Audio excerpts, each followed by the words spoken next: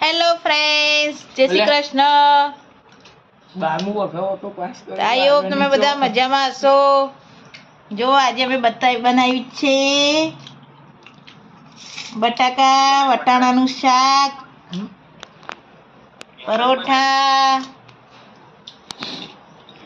છાશ છે ઠંડી ઠંડી। એના પપ્પા આવી ગયા છે, જમવા બેઠા છે। રાજુ કઈ કહેશો? બસ જય શ્રી કૃષ્ણ। આ જુઓ, આ એના ફ્રેન્ડ જોડે વાત કરે છે। જુઓ, બોલતો ખરો કઈક? શું બોલું? લે